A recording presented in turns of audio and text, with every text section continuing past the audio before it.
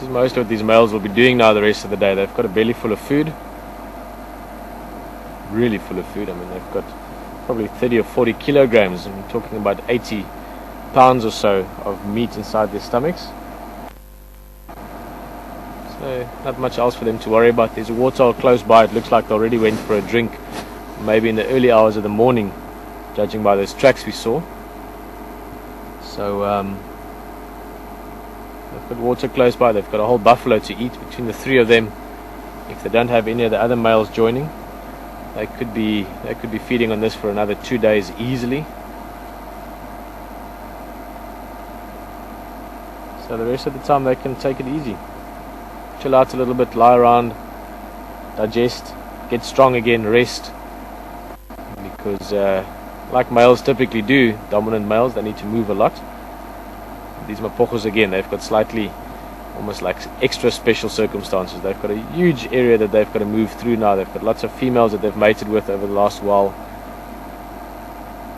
And like, as I say, it comes with the territory. If you have a big, large area and you're the male lions, you need to keep at it. You can't just sit back and say, okay, well, we've done our work now, we can just watch the corn grow.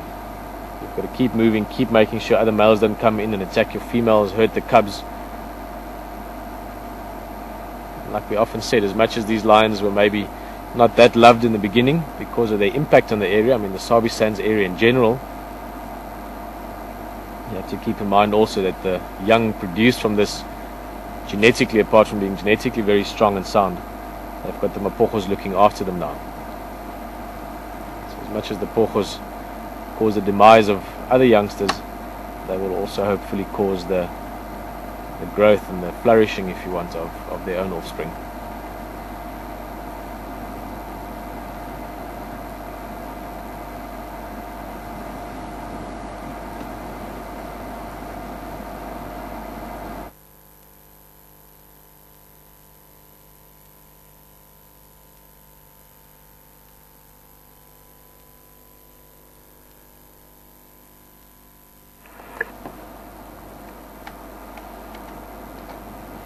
Just to repeat something from earlier, it seems the sound problem was taking away a few of the words. You can't see it from where we're sitting now, unfortunately, but next to that buffalo carcass was a big pile of what looked like sand, essentially a big mound, and that's mainly the internal organs, the intestines, the stomach, the spleen, things like that. The lions don't typically eat. Obviously, things like the liver and kidneys, and for some reason the urine sac. There's quite a few intestines that the lions do eat, but some of it just gets left as well, the rumen and so forth. So all that normally gets covered. It's fairly typical lion behavior or predator behavior. Cheetahs and leopard also do it. Is to cover that a little bit with leaves and sand, partly to stop the to not attract extra attention. Let's not get more hyenas than necessary coming around. Also, actually, for the flies is another reason. If you have that much stomach content around you, especially after killing a buffalo, I guess, there's a lot of flies around that you're not necessarily going to appreciate. So they covered it. But what was quite interesting with this is just the way they covered it. They really, really put a lot of effort into it, and they made a pile of about almost 3 feet high. So Liz, I hope that clears it up. I'm sure a lot of other people also struggle to hear. As you can see, this lion just casting a lazy glance towards Alex here. Just thinking maybe what tastes better, buffalo or Norwegian. Just kidding. But he's still a little bit aware of us, but obviously not worried. I mean, these lions aren't worried. I think it's just in their nature to really give you that cold stare. I was reading a couple of books a while back about Kublai Khan and the sort of the history in that time. And one of the things that they were very big on with Genghis Khan and Kublai Khan was to have the death stare, or the cold stare as they call it. In other words, you could look at something and you could look through it, never give away any emotion, always just show strength and calm. And I think these lions have got that down. They've got that stare that doesn't necessarily say that much, but it sort of says everything at the same time. But point is, as you can see, these lions not too worried about us. Going to sleep there, deciding that we're just a little bit of a weird looking vehicle. Also keep in mind that for them, it's as much as we don't see them that often, they also don't see us that often. So even though they do see game drive vehicles wherever they go further south, they don't often get to see a little 90 Land Rover with a big warthog antenna sticking out the back end and a camera mount and all kinds of things on the back. So it's just a little bit of a different kind of game drive animal for them to get used to. I think what we're going to do is just take a little drive around.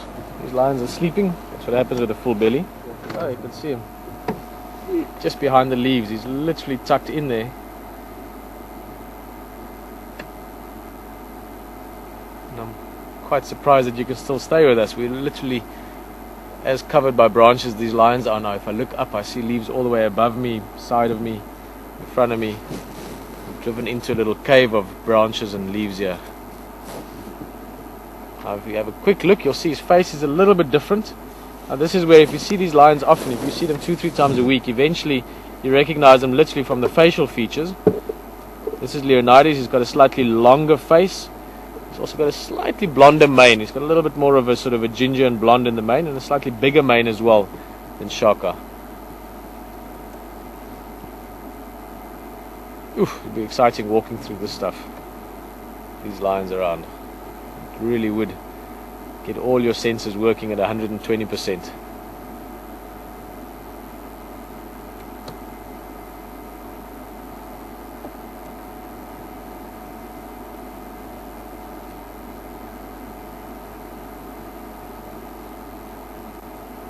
It's also got slightly more slanted eyes.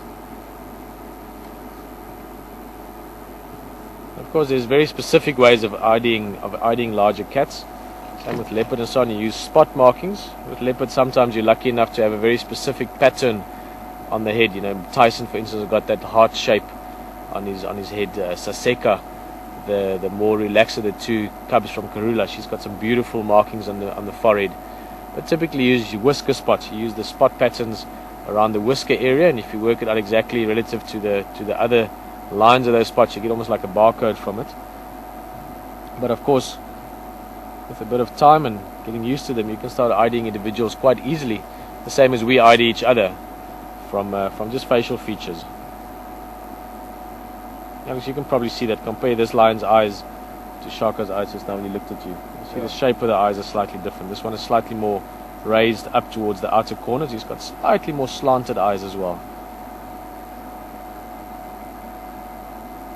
And he does seem to have a slightly more regal pose to him, slightly more of a king rather than the general, if that makes any sense. Shaka, just every time I see him, he looks like he's just ready to battle if you wanna ask him to do so. Whereas this guy seems a little bit more composed and aloof almost. Awesome lions, really are.